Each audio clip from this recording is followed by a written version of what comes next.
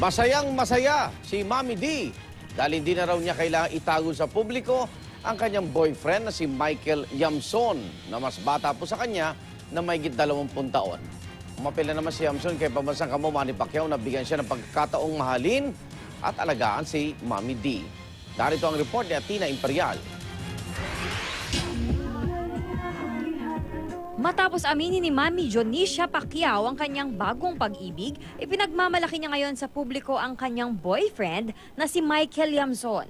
Suot ang halos magkaparehas na kulay ng damit, sabay dumating ang magkasintahan sa isang okasyon sa General Santos City. Dito ay binahagi ni Mami D ang kanyang tuwa dahil hindi na raw niya kailangang itago pa sa publiko ang kanyang love life. Siyempre masaya kaming dalawa nga parang hindi na kami nahiya, hindi kami matakot. Parang may binantayan kami lahat ba? Maluwag na nga sa sa pakiramdam kasi hindi na kailangang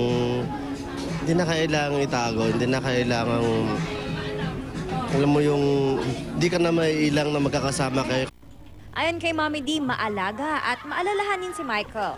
Kaya masaya si Mami D sa mainit na pagtanggap sa kanya ng pamilya ng kanyang nobyo. Lumuluha talaga ang mata ko pag sabi ni nanay.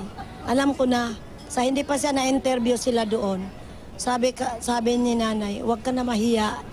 Inday ang tawag na kay may nini man sila. Inday, huwag ka na mahiya sa amin. Wala na kaming magawa kasi kagustuhan ng anak ko. Si Michael naman may panawagan sa anak ni Pac Mom na si pambansang kamao Manny Pacquiao.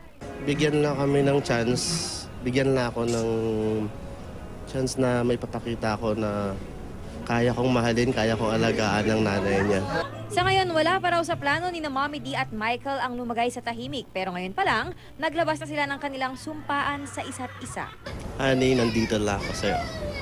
Bali, I will always love you and I will always take good care. Salamat. Salamat, honey. Thank you very much. Thank you sa pinakita mo sa akin. Hindi lang kaplastikan.